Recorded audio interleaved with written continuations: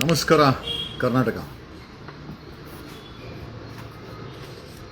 ಕರ್ನಾಟಕದಲ್ಲಿ ಧರ್ಮಸ್ಥಳದಲ್ಲಿ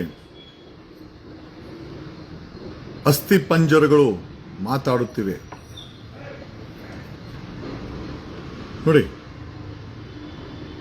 ಧರ್ಮಸ್ಥಳದಲ್ಲಿ ಅನ್ಯಾಯ, ಅತ್ಯಾಚಾರ, ಕೊಲೆ ಆದಂಥ ಹೆಣ್ಣು ಮಕ್ಕಳ ಅಸ್ಥಿ ಪಂಜರ ಮಾತಾಡ್ತಾ ಇದೆ. ಆದರೆ ಈ ಅಸ್ಥಿ ಪಂಜರಗಳಿಗೆ ಆದಂಥ ಅನ್ಯಾಯವನ್ನ ಬಗೆಹರಿಸಬಲ್ಲು ಸರ್ಕಾರ ಮಾತಾಡ್ತಾ ಇಲ್ಲ. ಸರ್ಕಾರ ಯಾರು? ರಾಜ್ಯದ ಕಾಂಗ್ರೆಸ್ ಸರ್ಕಾರ ತೋಟಕ್ ಪಿಡಕ್ ಅಂತ ಇಲ್ಲ. ಇಷ್ಟು ದೊಡ್ಡ ಅನ್ಯಾಯ ಆಗಿದೆ, ಇಷ್ಟು ಕೊಲೆ ಆಗಿದೆ, ಇಷ್ಟು ಅತ್ಯಾಚಾರ ಆಗಿದೆ. ಕೆಲವು ದಿನಗಳ ಹಿಂದೆ ಉಪಮುಖ್ಯಮಂತ್ರಿ ಡಿ.ಕೆ. ಶಿವಕುಮಾರ್ ಧರ್ಮಸ್ಥಳಕ್ಕೆ ಹೋಗ್ತಾರೆ. ಧರ್ಮಸ್ಥಳಕ್ಕೆ ಹೋಗಿ ಒಂದು ಸ್ಟೇಟ್ಮೆಂಟ್ ಕೊಡ್ತಾರೆ. ನನ್ನಂತ 100 ಡಿ.ಕೆ. ಶಿವಕುಮಾರ್ ಶ್ರೀಮಂತರ ಹಿಂದೆ ಒಬ್ಬ ಡಿ.ಕೆ. ಶಿವಕುಮಾರ್ ಧರ್ಮಸ್ಥಳದಲ್ಲಿ ಮಾಡುವಂತ ಸ್ಟೇಟ್ಮೆಂಟ್, 100 ಡಿ.ಕೆ. ಶಿವಕುಮಾರ್ ನಿಮ್ಮ ಬೆನ್ನಿಗೆ, ದಣಿಗಳ ಬೆನ್ನಿಗೆ ನಿಂತಿದ್ದಾರೆ ಅಂತ ಸ್ವತಃ ಹೇಳ್ತಾರೆ. ಒಬ್ಬ ಡೆಪ್ಯೂಟಿ ಮುಖ್ಯಮಂತ್ರಿ ಸಾರ್ವಜನಿಕ ಹಿತಾಸಕ್ತಿನಲ್ಲಿ ಕಾನೂನು, ಈ ದೇಶದ ಸಂವಿಧಾನದ ಕೆಳಗಡೆ ಸಾರ್ವಜನಿಕ ಹಿತಾಸಕ್ತಿಯಲ್ಲಿ ಕೆಲಸ ಮಾಡಬೇಕಾದಂತ ಒಬ್ಬ ಡೆಪ್ಯೂಟಿ ಸಿಎಂ 100 ಜನ ಡಿ.ಕೆ. ಶಿವಕುಮಾರ್ ನಿಮ್ಮ ಬೆನ್ನ ಹಿಂದೆ ನಿಂತಿದ್ದಾರೆ. ಅದು ನಮ್ಮ ಚಪ್ಪಲಿಯನ್ನು ತಗೊಂಡು ನಾವೇ ಹೊಡ್ಕೊಬೇಕು. ಯಾಕೆ ಅಂತಂದ್ರೆ ಇಂಥ ಕ್ರಿಮಿನಲ್ ತಲೆ ಇರುವಂತ ವ್ಯಕ್ತಿಗಳನ್ನ MLA ಮಿನಿಸ್ಟರ್ ಆಯ್ಕೆ ಮಾಡಿ ಡೆಪ್ಯೂಟಿ ಸಿಎಂ ಮಾಡಿದ್ಯಲ್ಲ ಈ ಮಣ್ಣು. ಹೆಣ್ಣು ಮಕ್ಕಳ ಮಾನ ಪ್ರಾಣ, ಕೊನೆಗೆ ಅವ್ರ ಕುಟುಂಬಗಳು ಕೂಡ ಆ ಹೆಣ್ಣು ಮಕ್ಕಳ ಶವಗಳಿಗೆ ಸಂಸ್ಕಾರ ಮಾಡಲಿಕ್ಕಾಗಿಲ್ಲ. ಹಿಂದೂ ಸಂಪ್ರದಾಯದ ಪ್ರಕಾರ ಸಂಸ್ಕಾರ ಮಾಡದೆ ಕೊನೆ ಆಗಿರುವಂತ ಹೆಣ್ಣು ಮಕ್ಕಳ ಶವ ಇರ್ಬೇಕಾದ್ರೆ ರಾಜ್ಯದ ಡೆಪ್ಯೂಟಿ ಸಿಎಂ ಧರ್ಮಸ್ಥಳದಲ್ಲಿ ನನ್ನಂತ 100 ಜನ ಡಿ.ಕೆ. ಶಿವಕುಮಾರ್ ನಿಮ್ಮ ಬೆನ್ನ ಹಿಂದೆ, ಯಾರ ಹಿಂದೆ? ದಣಿಗಳ ಬೆನ್ನ ಹಿಂದೆ ಇದ್ದಾರಂತೆ. ಇನ್ನ ಅವನ್ ದಣಿ ಈ ಬಾಳ್ದಿರ ಇನ್ನೇನ್ ಬಾಳ್ತಾನೆ? ಈ ಕಾಂಗ್ರೆಸ್ ಸರ್ಕಾರ, ಎಸ್ಪೆಷಲಿ ಡಿ.ಕೆ. ಶಿವಕುಮಾರ್ ಬಡವರ ಪರ, ನ್ಯಾಯದ ಪರ, ಸಂವಿಧಾನದ ಆಶಯಗಳಲ್ಲಿ ಕೆಲಸ ಮಾಡ್ತಾ ಇಲ್ಲ. ಡಿ.ಕೆ. ಶಿವಕುಮಾರ್ ಅಂತ 100 ಜನ ದಣಿಗಳ ಬೆನ್ನಿಗೆ ನ್ಯಾಯ ಇಲ್ಲಿ ಸಿಕ್ಕುತ್ತೆ. ದಣಿ ಕೈಲ ಓಟ್ ಹಾಕ್ಸ್ಕೋ. ಸಾಮಾನ್ಯ ಜನರು ಓಟ್ ಹಾಕ್ಬೇಕು, ದಲಿತರು ಓಟ್ ಹಾಕ್ಬೇಕು, ಒಕ್ಕಲಿಗರು ಓಟ್ ಹಾಕ್ಬೇಕು, ಲಿಂಗಾಯತರು ಓಟ್ ಹಾಕ್ಬೇಕು. ಹಾಕ್ಸ್ಕೋ ದಣಿ ಕೈಯಲ್ಲೇ. ನಿಮ್ಮಂತ ಶೋಕಿವಾಲಗಳನ್ನ ನಾನು ಅದಕ್ಕೆ ಹೇಳ್ತೀನಿ, 2028ಕ್ಕೆ ಇವತ್ತೇ ಭವಿಷ್ಯ ನುಡಿತಾ ಇದ್ದೀನಿ. ನಾನು ಪದೇ ಹೇಳ್ತೀನಿ, D K. Shivakumar forget about becoming CM. ಮುಂದೆ 2028ಕ್ಕೆ ಖಂಡಿತ MLA ಆಗಿನೂ ಗೆಲ್ಲಲ್ಲ. ಇದು ನನ್ನ ಭವಿಷ್ಯ ಸುಳ್ಳಾಗಲ್ಲ. ನಾನೊಬ್ಬ ಸಾಮಾನ್ಯ ವ್ಯಕ್ತಿ, ಒಬ್ಬ ಗ್ರಾಮ ಪಂಚಾಯತಿ ಮೆಂಬರ್ ಕೂಡ ಅಲ್ಲ ಪೊಲಿಟಿಕಲಿ. ಬಟ್ ಆದರೆ ಗೆದ್ದಿಲ್ದಿರಬಹುದು. 2019ರಲ್ಲಿ ಬೆಂಗಳೂರು ನಾರ್ತ್ಗೆ ಎಂಪಿಗೆ ನಿಂತ್ಕೊಂಡಿದ್ದೆ. 8,463 ವೋಟ್ ತಗೊಂಡಿದ್ದೀನಿ. ಆವತ್ತೇ ಗೊತ್ತಾಯ್ತು ನಾನೊಬ್ಬ ರಾಜಕಾರಣಿ ಅಂತ. ಗೆಲ್ದಿರಬಹುದು, ಆದರೆ ರಾಜಕೀಯದಲ್ಲಿ ಸಾಕಷ್ಟು ನಾನು ನೋಡಿದ್ದೀನಿ. ಒಬ್ಬ ಡಿ.ಕೆ. ಶಿವಕುಮಾರ್ ಡೆಪ್ಯೂಟಿ ಸಿಎಂ ಧರ್ಮಸ್ಥಳದಲ್ಲಿ ಮಾಡುವಂತ ಸ್ಟೇಟ್ಮೆಂಟ್, ನನ್ನಂತ ಅಂದ್ರೆ ಡಿ.ಕೆ. ಶಿವಕುಮಾರ್ ಅಂತ 100 ಜನ ದಣಿಗಳ ಬೆನ್ನಿಗೆ ನಿಂತಿದ್ದಾರಂತೆ. ಸ್ವತಃ ಡಿ.ಕೆ. ಶಿವಕುಮಾರ್ ಹೇಳಿದ್ದು. ಎಲ್ರಿ ಸಿಗುತ್ತೆ ನ್ಯಾಯ? ಎಲ್ಲಿಗೆ ಬಂತು? ಯಾರಿಗೆ ಬಂತು? 47ರ ಸ್ವಾತಂತ್ರ್ಯ ಡಿ.ಕೆ. ಶಿವಕುಮಾರ್ ಅಂತವ್ರಿಗೆ, ದಣಿಗಳಿಗೆ, ಅತ್ಯಾಚಾರಿಗಳಿಗೆ, ಕೊಲೆ ಮಾಡೋರ್ಗೆ, ಅದನ್ನ ಮುಚ್ಚಾಕೋರ್ಗೆ, ಲಂಚ ಇಸ್ಕೊಂಡು ಮಟ್ಟ ಹಾಕೋರ್ಗೆ, ಆ ಅನನ್ಯ ಭಟ್ ಬಗ್ಗೆ ನೆಟ್ಟಿಲ್ಲ ಇಲ್ಲಿ. ನೆಟ್ಟು ಸ್ವಲ್ಪ ಸ್ಲೋ ಇದೆ.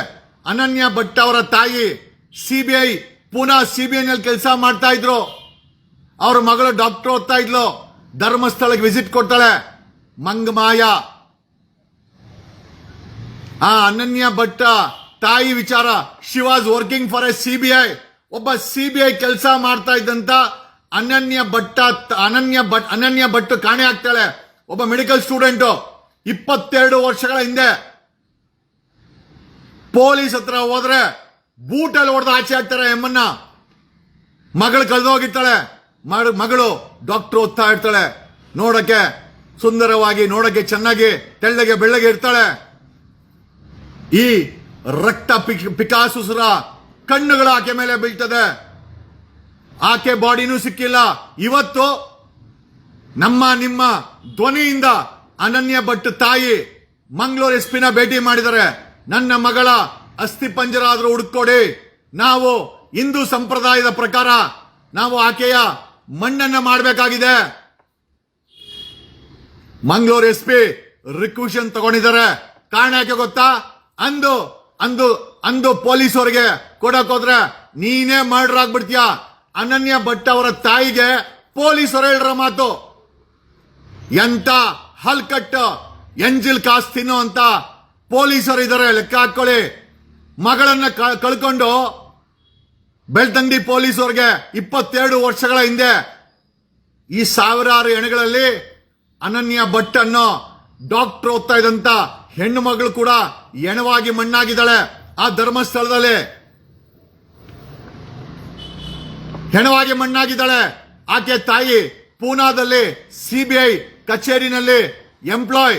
ಒಬ್ಬ ಸಿಬಿಐ ಕಚೇರಿನಲ್ಲಿ ಕೆಲಸ ಮಾಡ್ತಾ ಇದ್ದಂತ ಅನನ್ಯ ಭಟ್ ತಾಯಿಗೆ ನ್ಯಾಯ ಕೊಡದ ಹಲ್ಕಟ್ಟ ಭ್ರಷ್ಟ ಪೊಲೀಸು, ಬೆಳ್ತಂಗಡಿ ಪೊಲೀಸನು ಮರ್ಡರ್ ಆಗ್ಬಿಡ್ತೀಯಾ ಅಂತ ಹೇಳ್ತಾನೆ. ಧಮಕಿ ಹಾಕ್ತಾರೆ ಅನನ್ಯ ಭಟ್ ತಾಯಿಗೆ. 22 ವರ್ಷಗಳ ಹಿಂದೆ ಧರ್ಮಸ್ಥಳಕ್ಕೆ ಬರ್ತಾಳೆ ನ್ಯಾಯ ಕೇಳಕ್ಕೆ. ಅಲ್ಲಿ ತಲೆ ಹೊಡೆದಾಕ್ತಾರೆ ಎಮ್ಮನ್ಗೆ. 4 ತಿಂಗಳು ಅನ್ಕಾನ್ಶಿಯಸ್ ಆಗಿ ಹಾಸ್ಪಿಟಲ್ ಸೇರ್ಕೊಳ್ತಾರೆ. ಮಗಳು ಇಲ್ಲ, ನ್ಯಾಯನೂ ಇಲ್ಲ. ಇವತ್ತು ಅದೇ ಅನನ್ಯ ಭಟ್ ಅವರ ತಾಯಿ ನನ್ನ ಮಗಳ ಶವವನ್ನು ಹುಡುಕೊಳ್ಳಿ. ನಾವು ಹಿಂದೂಗಳು ಹಿಂದೂ ಸಂಸ್ಕಾರ ಪ್ರಕಾರ ಆಕೆಯ ಕೊನೆಯ ರೈಟ್ಸ್ ಅನ್ನ ಮಾಡ್ತೀವಿ, ಸಂಪ್ರದಾಯವನ್ನ ಮುಂದುವರಿಸ್ತೀವಿ. ನನ್ನ ಮಗಳನ್ನ ಹುಡುಕೊಡಿ. ಅವಳ ಅಸ್ಥಿ ಪಂಜರವನ್ನ ಇದೇ ಧರ್ಮಸ್ಥಳದ ಕಾಡಲ್ಲಿ ಮುಚ್ಚಾಕಿರ್ಬೋದು, ಹುಡುಕೊಡಿ ಅಂತ ಮಂಗಳೂರು ಎಸ್ಪಿ ಅರುಣ್ಗೆ ನಿನ್ನೆ ರಿಕ್ವೆಷನ್ ಕೊಟ್ಟಿದ್ದಾರೆ. ಅಸ್ಥಿ ಪಂಜರಗಳು, ಆತ್ಮಗಳು ಮಾತಾಡುತ್ತಿದೆ. ಆದರೆ ನನ್ನ ಸರ್ಕಾರ, ನಮ್ಮ ಕಾಂಗ್ರೆಸ್ ಸರ್ಕಾರ, ಸಿದ್ದರಾಮಯ್ಯನ ಸರ್ಕಾರ ಮೌನವಾಗಿದೆ. ಸಿದ್ದರಾಮಯ್ಯ ಮೌನವಾಗಿದ್ದಾರೆ. ಡೆಪ್ಯೂಟಿ ಸಿಎಂ ದಣಿಗಳ ಬೆನ್ನಿಗೆ ನಿಂತಿದ್ದಾರೆ. ಡಿ ಕೆ ಶಿವಕುಮಾರ್ ದಣಿಗಳ ಬೆನ್ನಿಗೆ ನಿಂತಿದ್ದಾರೆ. ನನಗೆ ಹೇಳಕ್ಕೇನೋ ಭಯ ಇಲ್ಲ. ಅವರೇ ಮಾಡಿರೋ ಸ್ಟೇಟ್ಮೆಂಟ್. ಒಬ್ಬ ಡೆಪ್ಯೂಟಿ ಸಿಎಂ ಸಂವಿಧಾನವನ್ನ ಮರೆತು ದಣಿಗಳಿಂದ ದುಡ್ಡಿರೋರಿಂದ ನಿಂತ್ಕೊಂತಾರಂತೆ. ಎಲ್ರಿ ನ್ಯಾಯ ಸಿಗುತ್ತೆ? ಎಲ್ಲಿದೆಯೋ ಯಾ ನ್ಯಾಯ ಅಣ್ಣ, ಎಲ್ಲಿದೆಯೋ ನ್ಯಾಯ? ಇಂಥವ್ರು ಸರ್ಕಾರ ನಡೆಸ್ತಾರೆ, ಇಂಥವ್ರಿಗೆ ನೀವು ಓಟ್ ಹಾಕಿದ್ದೀರಾ, ಇಂಥವ್ರು ನ್ಯಾಯ ಕೊಡ್ತಾರಾ?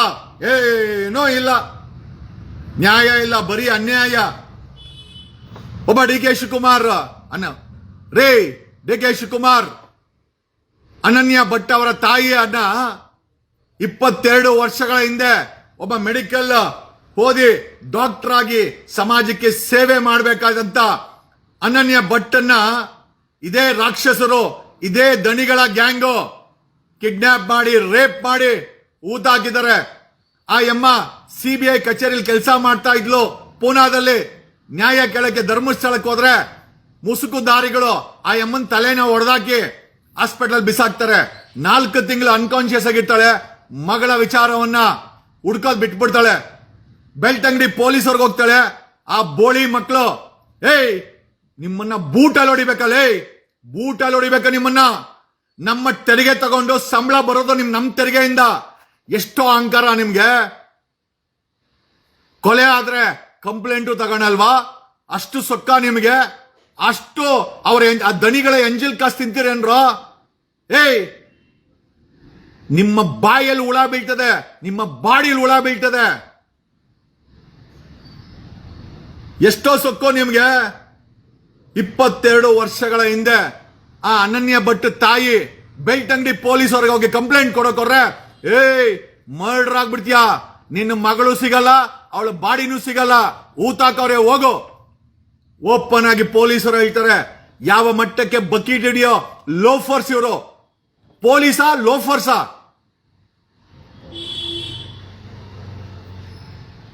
ಕರಿಬೇಕಾಗಿದೆ ನಿಮ್ಮನ್ನ ಲೋಫರ್ಸ್.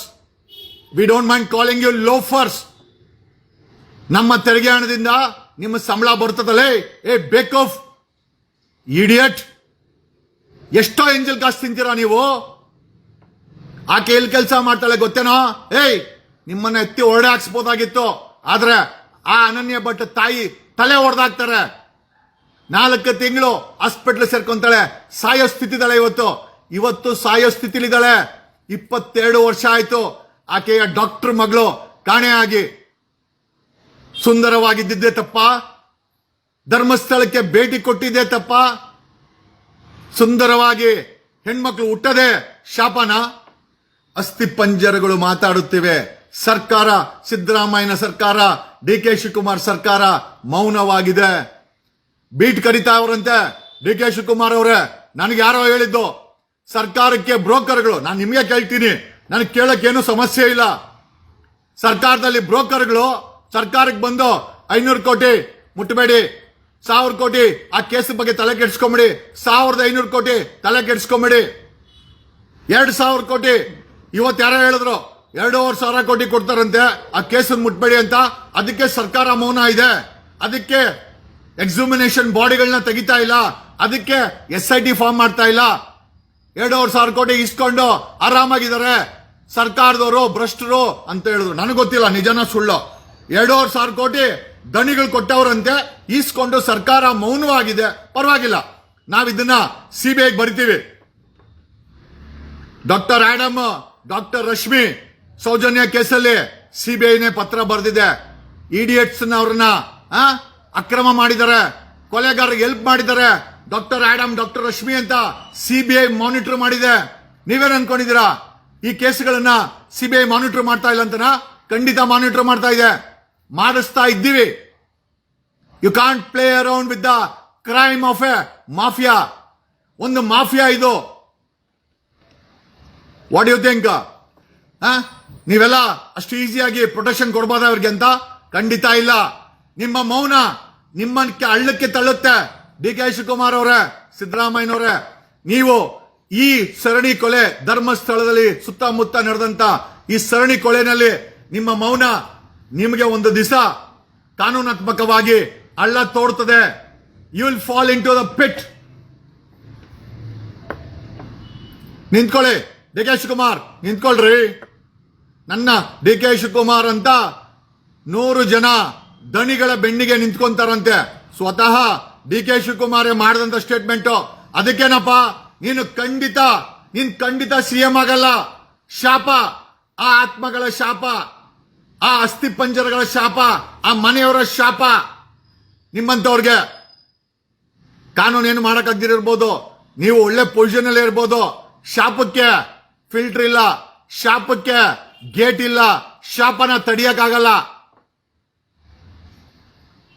ಒಬ್ಬ ಡೆಪ್ಯೂಟಿ CM ಕೊಲೆಗಾರರ ಬೆನ್ನಿಗೆ ನಿಂತ್ಕೊಂತಾನೆ, ಓಪನ್ ಆಗಿ ಪಬ್ಲಿಕ್ ಅಲ್ಲಿ ಸ್ಟೇಟ್ಮೆಂಟ್ ಮಾಡ್ತಾನೆ. 1 ವೋಟ್ ಬರಲ್ಲ ಡಿ ಕೆ ಶಿವಕುಮಾರ್, 1 ವೋಟ್ ಹಾಕಲ್ಲ ನಿನಗೆ. ನೀನೇನಾದ್ರೂ ದಣಿಗಳಿಂದ ವೋಟ್ ಬರುತ್ತೆ ಅಂದ್ರೆ ಖಂಡಿತ ಇಲ್ಲ.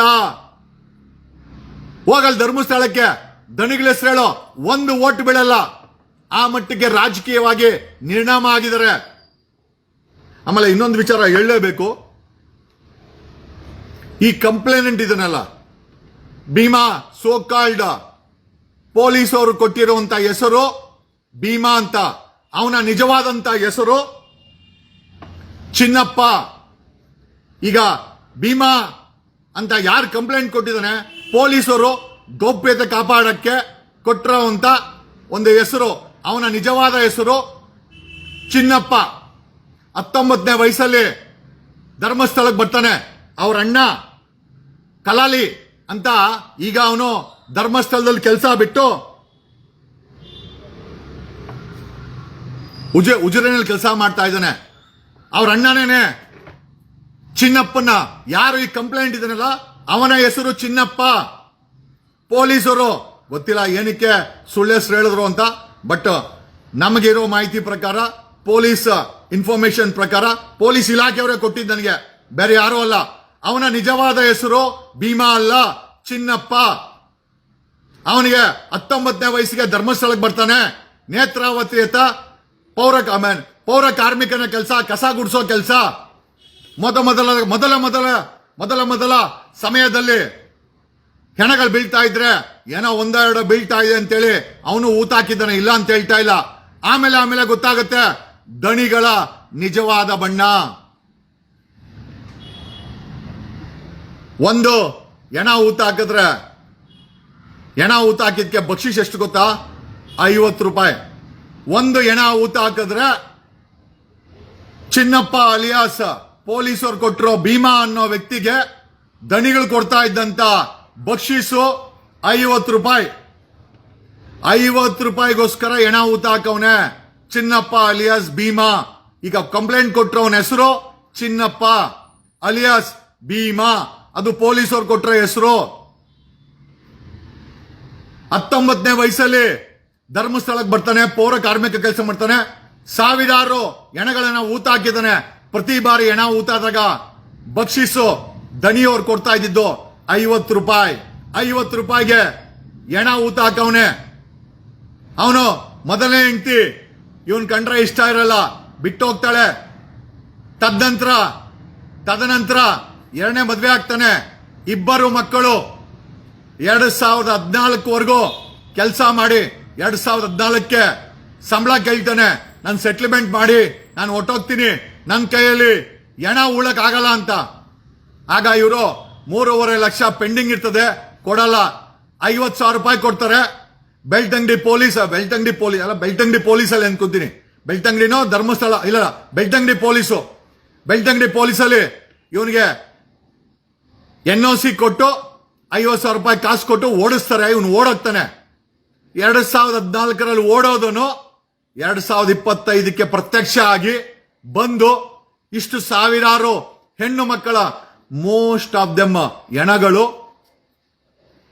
ಸ್ಕೂಲ್ ಯೂನಿಫಾರ್ಮ್ ಹೆಣ್ಣು ಮಕ್ಕಳ ಹೆಣ ಇತ್ತಂತೆ. ಜಸ್ಟ್ ಇಮ್ಯಾಜಿನ್ ರೀ, ಸ್ಕೂಲ್ ಯೂನಿಫಾರ್ಮ್ ಹೆಣ್ಮಕ್ಳು ಅಂತಂದ್ರೆ ಮೈನರ್ ಹೆಣ್ಮಕ್ಳನ್ನು ಕೂಡ ತಮ್ಮ ಕಾಮದ ಆಸೆಗೆ ಬಳಸಿಕೊಂಡು ಬಿಸಾಡಿದ ಈ ದಣಿ ಬೇವರ್ಸಿಗಳು. ಭೀಮನ ಅಸಲಿ ಹೆಸರು ಚಿನ್ನಪ್ಪ. ಆಮೇಲೆ ಚಿನ್ನಪ್ಪನ ಅಣ್ಣ ಹೆಸರು ಕಲೈ. ಅವನು ಇವಾಗಲೂ ಕಲೈ ಉಜಿರೆನಲ್ಲಿ ಕೆಲಸ ಮಾಡ್ತಾ ಇದ್ದಾನೆ. ಆಮೇಲೆ ಇನ್ನೊಂದು ಹೊಸ ವಿಚಾರ ಅಂತಂದ್ರೆ, ಧರ್ಮಸ್ಥಳದ ನಿಜವಾದ ಹೆಸರು ಕುಡುಮಾಪುರ. ಧರ್ಮಸ್ಥಳ ಅಂತ ಇವರು ಹೊಸದಾಗಿ ನಾಮಕರಣ ಮಾಡ್ಕೊಂಡಿದ್ದು. ಧರ್ಮಸ್ಥಳದ ನಿಜವಾದ ಹೆಸರು ಕುಡುಮಾಪುರ ಅಂತ. ಇವತ್ತು ಬೆಂಗಳೂರಲ್ಲಿ ಬೊಮ್ಮಸಂದ್ರ ಇಂಡಸ್ಟ್ರಿಯಲ್ ಏರಿಯಾದಲ್ಲಿ ಒಂದು ದೊಡ್ಡ ಕುಡುಮಾಪುರ ಇಂಡಸ್ಟ್ರೀಸ್ ಅಂತ ಇದ್ದಾರೆ. ಚಿಕ್ಕ ದಣಿ ಅದನ್ನ ನಡೆಸ್ತಾ ಇದ್ದಾರೆ. ಚಿಕ್ಕ ದಣಿಯ ಒಡೆತನದ ಬೊಮ್ಮಸಂದ್ರದಲ್ಲಿ ಕುಡುಮಾಪುರ ಇಂಡಸ್ಟ್ರೀಸ್ ಇದೆ. ಧರ್ಮಸ್ಥಳದ ನಿಜವಾದ ಹೆಸರು ಕುಡುಮಾಪುರ. ಈ ಚಿನ್ನಪ್ಪ ಧರ್ಮಸ್ಥಳದ ಪೊಲೀಸ್ ಠಾಣೆಯಲ್ಲಿ ಕಂಪ್ಲೇಂಟ್ ಕೊಟ್ಟು ಅಲ್ಲಿ ಸಬ್ ಇನ್ಸ್ಪೆಕ್ಟರ್ ಪ್ರಶಾಂತ ಅಂತ ದಣಿಗಳಿಗೆ ಬಕೆಟ್. ಅವನು ಇಂಟ್ರೆಸ್ಟ್ ಅಲ್ಲಿ ಕೆಲಸ ಮಾಡ್ತಾ ಇಲ್ಲ. ಅವನು ದಣಿಗಳಿಗೆ ಇನ್ಫಾರ್ಮೇಶನ್ ಕೊಟ್ಕೊಂಡು ದೇಣಿಗೆ ತಗಂತವನೆ. ಅಂತವನ ಕೈಯಲ್ಲಿ ಈ ಕೇಸ್ ಹ್ಯಾಂಡಲ್ ಮಾಡ್ತಾ ಇದ್ದಾರೆ. ಧರ್ಮಸ್ಥಳದ ಪೊಲೀಸ್ ಠಾಣೆಯಲ್ಲಿ ಸಬ್ ಇನ್ಸ್ಪೆಕ್ಟರ್ ಪ್ರಶಾಂತ ಆತ್ಮಗಳಿಗೆ ಕೆಲಸ ಮಾಡೋ, ಅಸ್ಥಿ ಪಂಜರಕ್ಕೆ ಕೆಲಸ ಮಾಡೋ, ನ್ಯಾಯಕ್ಕೆ ಕೆಲಸ ಮಾಡೋ ಅಂದ್ರೆ ಇವತ್ತು ಕೂಡ ಧರ್ಮಸ್ಥಳದ ಪೊಲೀಸ್ ಸಬ್ ಇನ್ಸ್ಪೆಕ್ಟರ್ ಪ್ರಶಾಂತ ಈಗ್ಲೂ ದಣಿಗಳಿಗೆ ಕೆಲಸ ಮಾಡ್ತಾ ಇದೆಯೇನಪ್ಪ. ಅದಕ್ಕೋಸ್ಕರನ ನಮ್ಮಂತವ್ರು ಕಟ್ಟೋ ಟ್ಯಾಕ್ಸಿಂದ ನಿನಗೆ ಸಂಬಳ ಬರ್ತಾ ಇರೋದು. ಹೋಮ್ ಮಿನಿಸ್ಟರ್ ಆಫ್ ಕರ್ನಾಟಕ ಈ ಧರ್ಮಸ್ಥಳದ ಪೊಲೀಸ್ ಠಾಣೆಯಲ್ಲಿ ಎಲ್ಲರನ್ನು ಎತ್ತಿ ಟ್ರಾನ್ಸ್ಫರ್, ಒಬ್ಬ PC ಕೂಡ ಬಿಡದೆ ಅಲ್ಲಿರೋರು ಎಲ್ಲಾರು ಯಾವ್ದಾದ್ರು ಉತ್ತರ ಕರ್ನಾಟಕಕ್ಕೆ ಟ್ರಾನ್ಸ್ಫರ್ ಮಾಡಿ ಇವರುಗಳು ದೇಣಿಗೆ ಪೊಲೀಸರಾಗ್ಬಿಟ್ಟಾರೆ. ಧರ್ಮಸ್ಥಳದ ದೇಣಿಗೆ ಪೊಲೀಸರು ಇವರು ಕೆಲಸ ಮಾಡಲ್ಲ, FIR ಮಾಡಲ್ಲ, ತನಿಖೆ ಮಾಡಕ್ಕೆ ಯೋಗ್ಯತೆನೇ ಇಲ್ಲ. ಪ್ರಶಾಂತ್ ಸಬ್ ಇನ್ಸ್ಪೆಕ್ಟರ್ ಚಿನ್ನಪ್ಪನ ಚೆನ್ನಾಗಿ ನೋಡ್ಕೋ, ಇನ್ಫಾರ್ಮೇಶನ್ ದಣಿಗಳು ಚೆನ್ನಾಗಿ ಪಾಸ್ ಮಾಡು. ಅದಕ್ಕೋಸ್ಕರನೇ ಅಲ್ಲ ನೀನ್ ಅಲ್ಲಿರೋದು. ಪೊಲೀಸ್ ಸಬ್ ಇನ್ಸ್ಪೆಕ್ಟರ್ ಪ್ರಶಾಂತ್ ಏನ್ ಅನ್ಕೊಂಡಿದ್ಯಾ? ಮಾಹಿತಿ ನಮಗ್ ಸಿಗಲ್ಲ ಅಂತನಾ? ನೀನ್ ಕೆಮ್ಮೋದ್ರೂ ಮಾಹಿತಿ ಗೊತ್ತಾಗ್ತಾ ಇದೆ ನಮ್ಗೆ. ಯಾರು ಕೊಡ್ತಾ ಇರೋದು ಅದು ಬೇರೆ ವಿಚಾರ. ಕೊಡ್ತಾರ ಸಂಬಳಕ್ಕೆ ನಿಯತ್ತ ಕೆಲಸ ಮಾಡೋ ಪೊಲೀಸ್ ಸಬ್ ಇನ್ಸ್ಪೆಕ್ಟರ್ ಪ್ರಶಾಂತ, ಧರ್ಮಸ್ಥಳದ ಪೊಲೀಸ್ ಸಬ್ ಇನ್ಸ್ಪೆಕ್ಟರ್. ಪ್ರಶಾಂತ, ನ್ಯಾಯಕ್ಕೋಸ್ಕರ ಜಸ್ಟಿಸ್ಗೋಸ್ಕರ ಕೆಲಸ ಮಾಡು ಅಂದ್ರೆ ದೇಣಿಗೆ ಆರೋಪ ಇದೆ. ತಿಂಗಳು ದೇಣಿಗೆ ಬರ್ತಾ ಇದೆಯಂತೆ, ನಿಜನಾ? ಪೊಲೀಸ್ ಸಬ್ ಇನ್ಸ್ಪೆಕ್ಟರ್ ಪ್ರಶಾಂತ, ನಮ್ಮಂತವ್ರ ಕಣ್ಣಿಗೆ ಬಿದ್ರೆ ಒಂದು ಸಸ್ಪೆನ್ಷನ್ ಇಲ್ಲ ಜೈಲು, ಎರಡರಲ್ಲಿ ಒಂದು ಗ್ಯಾರಂಟಿ. ನಿನ್ನ ದಣಿ ಎಷ್ಟೇ ಪವರ್ಫುಲ್ ಇರಲಿ, ನಿನ್ನ ಬ್ಯಾಕ್ ಗ್ರೌಂಡ್ ಅಲ್ಲಿ ಯಾರೇ ಇರಲಿ, ನ್ಯಾಯದ ಈ ದೇಶದ ಸಂವಿಧಾನಕ್ಕೆ ತನ್ನದೇ ಆದಂತ ಪವರ್ ಇದೆ. ಧರ್ಮಸ್ಥಳದ ಸಬ್ ಇನ್ಸ್ಪೆಕ್ಟರ್ ಪ್ರಶಾಂತ ದೇಣಿಗೆ ಇಸ್ಕೊಂಡು ದಣಿಗಳ ಕೆಲಸ ಮಾಡ್ತಾ ಇದ್ಯಾ? ನಾಚಿಕೆ ಗಿಚ್ಕೆ ಆಗಲ್ವಾ? ನಾಚಿಕೆ ಎಲ್ಲ ಊರಿಂದ ಆಚಿಕೆ ಅಷ್ಟೇ. ನಮ್ಗೆ ದಣಿಗೆ ಕೆಲಸ ಮಾಡೋದು. ಚಿನ್ನಪ್ಪನ್ ಚೆನ್ನಾಗಿ ನೋಡ್ಕೋ. ಎಲ್ಲಾದ್ರೂ ಲಾರಿ ಗಿರಿ ಹತ್ಸ್ಬಿಟ್ಟರು ದಣಿಗಳು, ಆಮೇಲೆ ಆ ಜಾಗದಲ್ಲಿ ನೀನಿರಲ್ಲ, ಜೈಲಲ್ಲಿ ಇರ್ತೀಯ, ಮಂಗಳೂರು ಜೈಲ್ಗೆ ಹೊಟ್ಟೋಗ್ತೀಯ. ಯಾಕೆ ಅಂತಂದ್ರೆ ದಣಿಗಳಿಗೆ ಸಂಪೂರ್ಣವಾದಂತ ಮಾಹಿತಿ ಕೊಡ್ತಾ ಇರೋನು ಇದೆ ಧರ್ಮಸ್ಥಳದ ಪೊಲೀಸ್ ಸಬ್ ಇನ್ಸ್ಪೆಕ್ಟರ್ ಪ್ರಶಾಂತ ಅಂತ ನಮ್ಮ ಹತ್ರ ಮಾಹಿತಿ ಇದೆಯಪ್ಪ. ಇಲ್ಲ ಅಂತೇಳಿ ಒಂದು ವಿಡಿಯೋ ಮಾಡಾಕೋ. ನೀನ್ ಏನೇನು ಇನ್ಫಾರ್ಮೇಶನ್ ಕೊಡ್ತಾ ಇದ್ಯಾ? We will give the evidence.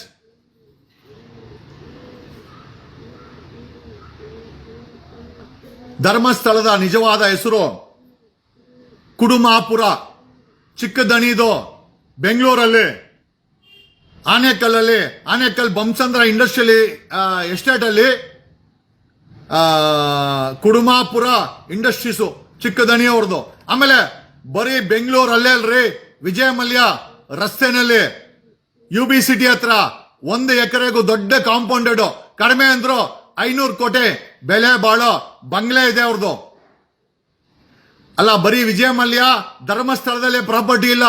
ಧರ್ಮಸ್ಥಳದಲ್ಲಿ ಕನಿಷ್ಠ 4,000 ಎಕರೆ ದಣಿಗಳ ಒಡೆತನದ ಜಾಗ ಅದು. ಎಷ್ಟು ಬೆಲೆ ಬಾಳಬಹುದು?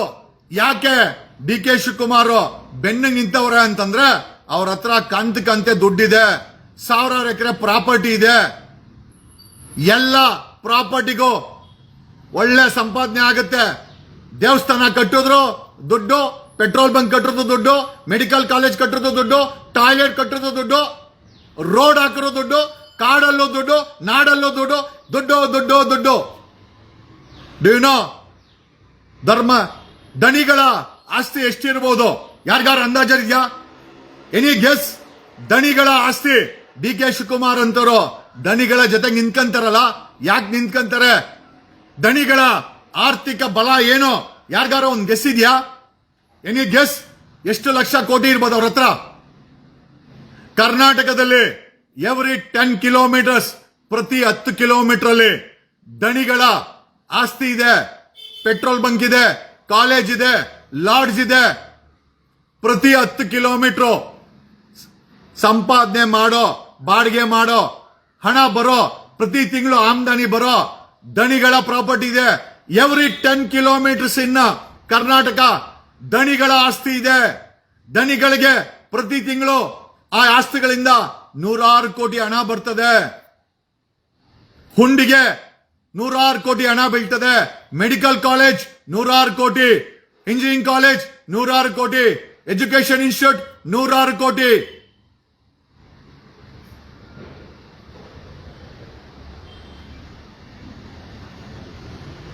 ನನಗೇನು ಭಯ ಇಲ್ಲ. ಧರ್ಮದ ಮುಖವಾಡವನ್ನು ಹಾಕೊಂಡು, ಧರ್ಮಾತ್ಮ ಅಂತ ಹೇಳ್ಕೊಂಡು, ಬಿಳೆ ಶರ್ಟು, ಬಿಳೆ ಪಂಚೆ, ಟೋಪಿ ಇಕ್ಕೊಂಡು, ಇಡೀ ಸಮಾಜಕ್ಕೆ ಟೋಪಿ ಹಾಕೋ, ಆ ಮುಖವಾಡ ಹಾಕೊಂಡು ಹೆಣ್ಮಕ್ಳನ್ನ ಕಿಡ್ನಾಪ್ ಮಾಡಿಕೊಂಡು ಅನನ್ಯ ಭಟ್ ಅನ್ನೋ ಹೆಣ್ಮಗಳು ತಾಯಿ ಸಿಬಿಐನಲ್ಲಿ ಕೆಲಸ ಮಾಡ್ತಾ ಇದ್ರು. ಸಿಬಿಐ ಕೆಲಸ ಮಾಡ್ತಾ ಇದ್ದಂತರ ಮಗಳನ್ನೇ ಬಿಟ್ಟಿಲ್ಲ ಇವರು. ಇನ್ ಯಾರನ್ನ ಬಿಡ್ತಾರೆ? 22 ವರ್ಷಗಳ ನಂತರ ಹೊಸದಾಗಿ ಪೆಟಿಷನ್ ಕೊಟ್ಟವ್ರೆ ಅನನ್ಯ ಭಟ್ ಅವ್ರ ತಾಯಿ. 22 ವರ್ಷ ಧರ್ಮಸ್ಥಳಕ್ಕೆ ನ್ಯಾಯ ಕೇಳಕ್ ಬಂದ್ರೆ ಆ ಅಮ್ಮನ್ಗೆ ತಲೆ ಹೊಡೆದಾಕವ್ರೆ ಮುಸ್ಕು ಹಾಕೊಂಡು. ನಿನ್ನ ಮಗಳ ಬಗ್ಗೆ ಕೇಳಿದ್ರೆ ನಿನ್ನ ತಲೆ ಹೊಡೆದಾಕಿದೀವಿ, ನಿನ್ನನ್ನು ಮುಗ್ಸಾಕ್ತಿವಿ.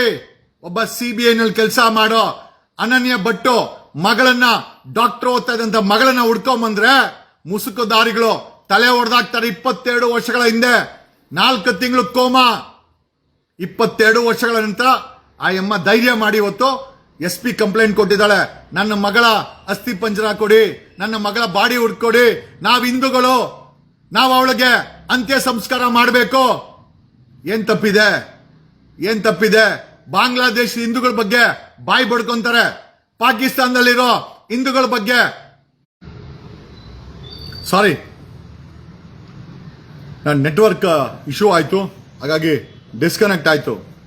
ಒಬ್ಬ ಅನನ್ಯ ಭಟ್ ಅವರ ತಾಯಿ ತಲೆ ಹೊಡೆದಾಕಿ 22 ವರ್ಷಗಳ ನಂತರ ಮಂಗಳೂರು SP ಗೆ ಕಂಪ್ಲೇಂಟ್ ಕೊಟ್ಟವ್ರೆ. ನಾವು ಹಿಂದೂಗಳು ನಮ್ಮ ಮಗಳ ಅಂತ್ಯ ಸಂಸ್ಕಾರ ಮಾಡೋಕೆ ಬಾಡಿ ಹುಡ್ಕೊಡಿ ಅಂತ. ಪ್ರತಿದಿನ ಈ ಕೇಸಲ್ಲಿ ಪ್ರೆಷರ್ ಬಿಲ್ಡಪ್ ಆಗ್ತಾ ಇದೆ. ಅಸ್ಥಿ ಪಂಜರಗಳು ಮಾತಾಡ್ತಾ ಇದೆ, ಆತ್ಮಗಳು ಮಾತಾಡ್ತಾ ಇದೆ, ಜನ ಮಾತಾಡ್ತಾ ಇದ್ದಾರೆ, ಕ್ಯಾಕರ್ಸ್ ಉಗಿತಾ ಇದ್ದಾರೆ ಜನ. ಆದರೆ ಇಷ್ಟೆಲ್ಲ ಒಗೆದ್ರು ಕಾಂಗ್ರೆಸ್ ಸರ್ಕಾರ, ಸಿದ್ದರಾಮಯ್ಯ ಸರ್ಕಾರ ಮೌನವಾಗಿದೆ. ಯಾಕೆ? ನೀವೇ ಕೇಳಬೇಕು. What is the problem? ನೀವೇ ಕೇಳಬೇಕು. We want accountability for this murders. ಈ ಮರ್ಡರ್ಗಳಿಗೆ ಲೆಕ್ಕಾಚಾರ ಬೇಕು. ಈ ಹೂತ್ ಹಾಕಿರೋ ಹೆಣಗಳು ಹೊರ ತೆಗಿಬೇಕು. ಈ ಯಾರನ್ನ ಹೂತ್ ಹಾಕಿದ್ದಾರೆ ಅವರ ಮನೆಯವ್ರಿಗೆ ಗೊತ್ತಾಗಬೇಕು. ಅಕ್ರಮವಾಗಿ ರೇಪ್ ಆಗಿ ಅವ್ರ ಹೆಣಗಳನ್ನ ಮುಚ್ಚಾಕಿದ್ದಾರೆ ಅಂತ ಕನಿಷ್ಠ ಆ ಹೆಣಗಳಿಗೆ ಹಿಂದೂ ಸಂಪ್ರದಾಯದ ಪ್ರಕಾರ ಅಂತ್ಯ ಸಂಸ್ಕಾರ ಮಾಡೋ ಒಂದು ಅವಕಾಶವನ್ನ ಸಿದ್ದರಾಮಯ್ಯ ಸರ್ಕಾರ ಆ ತಂದೆ ತಾಯಿಗಳಿಗೆ, ಆ ಕುಟುಂಬದವ್ರಿಗೆ ಮಾಡಿಕೊಡ್ತಾರೆ ಅಂತ ನಾವೆಲ್ಲ ನಂಬಿದ್ದೇವೆ. ಸಿದ್ದರಾಮಯ್ಯ ಸರ್ಕಾರಕ್ಕೆ ಯಾರು ಹಣ ಕೊಡಿ ಅಂತ ಕೇಳ್ತಾ ಇಲ್ಲ. ಅಂತ್ಯ ಸಂಸ್ಕಾರ ಮಾಡ್ತೀವಿ. ನಾವು ಹಿಂದೂಗಳು, ನಮ್ಮ ಹೆಣ್ಮಕ್ಳು ಅಲ್ಲಿಗೆ ಹೋದವ್ರು ಕಾಣೆ ಆಗಿದ್ದಾರೆ, ಕೊಲೆ ಆಗಿದ್ದಾರೆ ಅಂತ ಈಗ ವಿಚಾರ ಗೊತ್ತಾಗಿದೆ. ಅವರ ಬಾಡಿಗಳನ್ನ ನಮಗ್ ಕೊಡಿ, ನಮಗ್ ಗುಡ್ ಕೊಡಿ. ನಾವು ಹಿಂದೂಗಳು ಅಂತ್ಯ ಸಂಸ್ಕಾರ ಮಾಡಬೇಕು ಅಂತ ಕೇಳ್ತಾ ಇರೋಂತ ಆತ್ಮಗಳು.